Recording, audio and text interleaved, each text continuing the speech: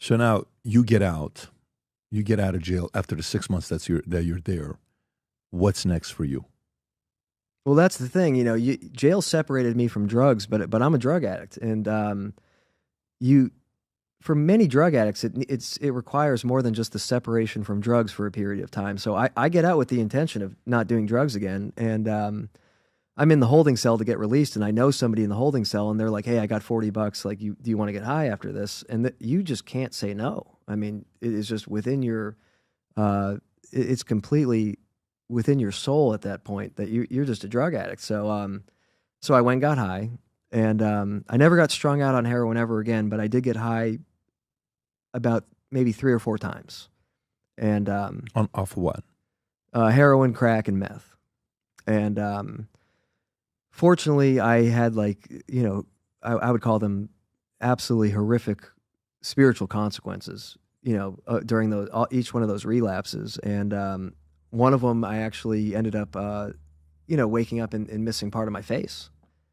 I'd done some kind of meth and heroin and blacked out. And, I'd been sober for like 4 months and relapsed with an old friend and blacked out and woke up in Chinatown. I'd broken into like a boarding house or something and was in the bathroom, and they were waking me up. They were like banging on the door, and I was missing part of my face. I had gotten into some kind of altercation while I was blacked out, and I actually started biting at the wound. I got sliced or something in my face, and I was missing a pretty decent portion of my face, and they had to, fortunately, I wound up at a hospital, and there was a plastic surgery training department, and they performed plastic surgery on my face. Where was it? What part? It was my lip. My whole mouth was removed down, like up down to here, and they sort of pulled some things, and they built me my lips fake, my bottom lip's fake. They rebuilt it from flesh from within behind my upper lip, and they saved my life. Oh my God! Wow. And they were students, and they said, "Are you okay with people?" They said, "We've never seen this before. Are you willing to let people practice on you?" And they saved me. So so that whipped me into shape. I was like, "Holy, this is crazy. I've done something completely demonic. Something that I'm not a crazy guy. I come off pretty normal and everything. And I did something like this to myself on drugs. So I did relapse one more time, and the same thing happened. I woke up missing my toe. I had removed my toe somehow while I was on these drugs. Which toe? Half of my big toe on my right foot. And I'm sorry. I know this is gruesome and everything, but I was blacked out. I don't know what happened. And till today, you have no idea what happened.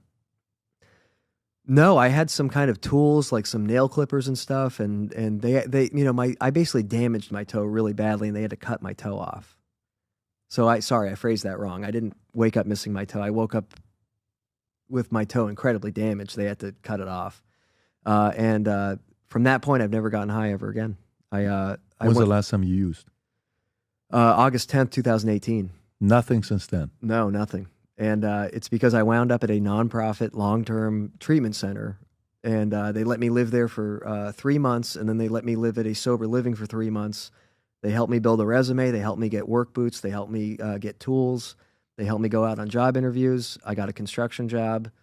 They gave me the housing for 3 months that was tied to sobriety, though. They gave me housing that required me to remain sober, and I saved up $3 or $4 grand. And with $3 or $4 grand in 2018, you could, go find a room to rent, and and I'm not here to promote AA or anything, but I did AA, which is some people would call spiritual solution. Yeah, it's great. Good for you. Nowadays, more than ever, the brand you wear reflects and represents who you are. So for us, if you wear a Future Looks Bright hat or a Valuetainment gear, you're telling the world, I'm optimistic. I'm excited about what's going to be happening, but you're a free thinker. You question things. You like debate. And by the way, last year, 120,000 people got a piece of Future Looks Bright gear with Valuetainment. We have so many new things. The cufflinks are here. New Future Looks Bright. This is my favorite, the green one. Just yesterday, somebody placed an order for 100 of these. If you watch the PBD podcast, you got a bunch to choose from. White ones, black ones. If you smoke cigars and you come to our cigar lounge, we have this high quality lighter cutter and a holder for the cigars. We got sweaters with the Valuetainment logo on it. We got mugs. We got a bunch of different things.